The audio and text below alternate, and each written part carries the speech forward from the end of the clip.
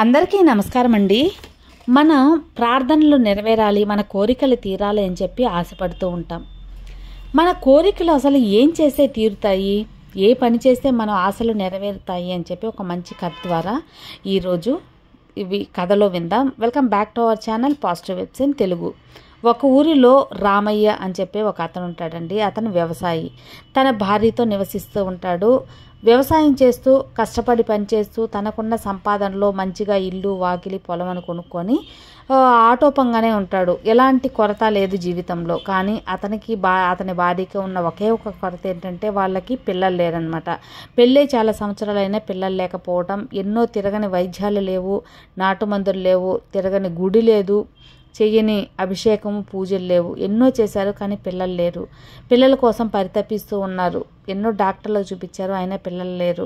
చాలా బాధపడుతూ ఉంటారు. మా జీవితానికి ఒక తృప్తి అనేది లేకుండా పోయింది, అసంతృప్తిగానే మేము ఉండాలా, మా ఇంటికి వారసులు లేడు, మాకనేది ఆనందం లేకుండా పోయిందని చెప్పి ఎప్పుడూ బాధపడుతూ ఉంటారనమాట. అలా ఉండగా రామయ్య ఒకరోజు తన స్నేహితునితో మాట్లాడుతూ, ఏంట్రా మాకు ఈ కష్టం, మాకు పిల్లలు ఎప్పుడు పుడతారు, అందరికీ ఉన్న సంతోషం మాకు మాత్రం ఎందుకు భగవంతుడు ఇవ్వలేదని చెప్పి పాపం బాధపడుతుండేటప్పుడు రామయ్య స్నేహితుడు, సరేరా నీ బాధ చూడలేకపోతున్నాను, పక్క ఊర్లో ఒక ఆశ్రమంలో ఒక ఋషి వచ్చున్నాడు, ఆయన జ్ఞాని, మీ బాధను ఏదైనా తీర్చగలరు, మీకు ఎందుకు పిల్లలు పుట్టలేదు అతను చెప్పగలరు, కాబట్టి మీరు అక్కడికి వెళితే మీకు ఏదైనా సహాయంగా ఉంటుంది, వెళ్ళిరండి అని చెప్పగానే సరేరా, థ్యాంక్స్ రా, తప్పకుండా వెళ్తాం, మాకు ఏదో ఒక మంచి జరుగుతుందంటే ఎందుకు వెళ్ళాం, మాకు పిల్లలు పుడితే చాలు, చాలా సంతోషంగా మేము వెళ్తాము అని చెప్పి తెల్లవారి భార్యాభర్తలు కలిసి పక్క ఊరికి ఆశ్రమంకి ఆ ఋషిని చూడటానికి వెళ్తారనమాట.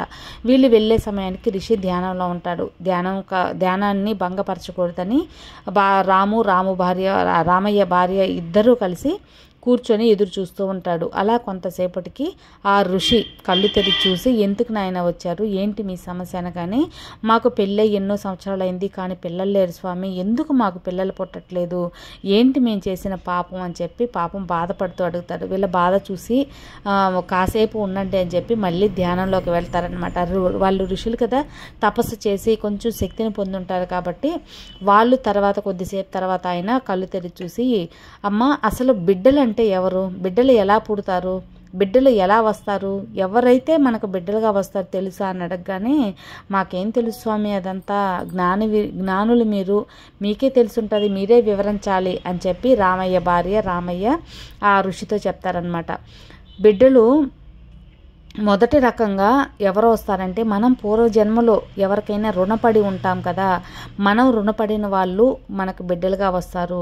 మనకు ఎవరైనా సహాయం చేసి వాళ్ళకి తీర్చలేకుండా మనం తిరిగి ఏం చేయకుండా ఉన్న రుణ సంబంధాలు అనేవి మనకు బిడ్డలుగా పుడతారు. ఇలాంటి వాళ్ళు ఏంటంటే ఎక్కువగా కొద్ది రోజులు అనేది మన దగ్గర ఉంటారు. వాళ్ళు పుట్టగానే ఏదో ఒక అనారోగ్యంతో పుట్టి మనకు ఉన్న ఆర్థిక సమస్యలు ఇంకా పెంచి వాళ్ళు తీర్చుకోవాల్సిన ఆ రుణం అంతా తీర్చుకొని తర్వాత చనిపోతూ ఉంటారు. అప్పుడు ఎంతో బాధ అనేది కలుగుతుంది. అంటే రుణబిడ్డలు అంటారు వీళ్ళు. ఇక రెండవది శత్రు బిడ్డలు. పూర్వజన్మలో మనకు ఎక్కువ శత్రువులుగా ఉంటారు. వాళ్ళు బిడ్డలుగా వచ్చినప్పుడు మనకు పిల్లలు అసలు మాట వినట్లేదు, మన మాట వినకుండా వాళ్ళు చెడు వ్యసనాలకు పోతూ మనల్ని బాధ పెడుతూ ఉంటారు కదా, అలాంటి బిడ్డలు ఉంటారన్నమాట.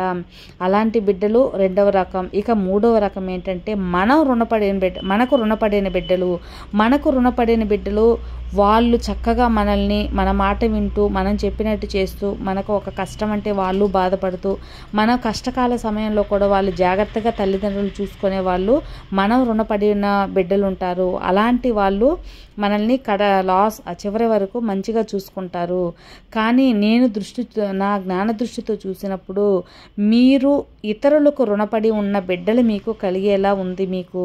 కానీ మీరు ఇప్పుడు ఎలాంటి పాపాలు తెలుసో తెలియక ఎలాంటి నష్టాలు ఎవరికి చేయలేదు, ఎవరికి అన్యాయం చేయలేదు. అలాగా మీరు ఈ జన్మలో ఎలాంటి పాపాలు పొందలేదు కాబట్టి మీకు అలాంటి రుణబిడ్డలనిచ్చి మిమ్మల్ని బాధ పెట్టడం భగవంతునికి ఇష్టం లేకుండా మీకు బిడ్డలు లేకుండా చేశారు. ఒకవేళ మీకు పిల్లల్ని కలిగి ఉంటే ఇలా మీరు మీ రుణం అనేది తీర్చుకునేసి వాళ్ళు చనిపోయినప్పుడు మీకు ఎంతో బాధ కలుగుతుంది కదా, అందువల్ల మీకు బిడ్డలు కలిగించలేదు భగవంతుడు అని వివరంగా చెప్తాడు ఋషి.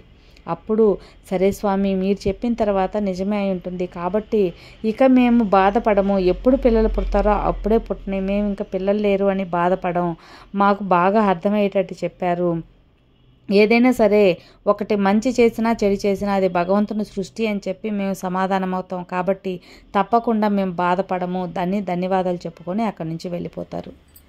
ఇది పిల్లల విషయమే కాదండి, మనకు ఏదైనా కోరికలు తీరలేదు, మనకు అనుకున్నది జరగలేదు, మన ప్రార్థనలు నెరవేరలేదు అంటే కారణం అది మనకు ఏదో ఒక ఆపద అనేది ముచ్చుకొస్తుంది. మనం కోరుకున్నది జరిగితే మనకు వెనకాల ఏదో ఒక బాధింపు అనేది ఉంటుంది, కాబట్టి భగవంతుడు ఆ కోరిక అనేది తీర్చకుండా ఆలస్యం చేస్తూనో ఆ కోరిక తీర్చకుండానే చేస్తుంటారనమాట. కాబట్టి ఎవరం కూడా మన ప్రార్థనలు నెరవేరలేదని భగవంతుడిని నిందించడమో లేకపోతే బాధపడుతూ ఉండటమో చేయకుండా తర్వాత ఏం చేయాలి, దీనికి ఇది జరగలేదు కాబట్టి తర్వాత ఏం చేయాలని ఆలోచిస్తూ ముందుకు పోయి జీవితాన్ని సంతోషంగా ఉంచుకోవాలి తప్పితే మనం అదే జరగలేదని బాధపడుతూ దేవుణ్ణి దూషిస్తూ ఉంటే ఎలాంటి ప్రయోజనం ఉండదు. అది ఫ్రెండ్స్ ఈరోజు వీడియో.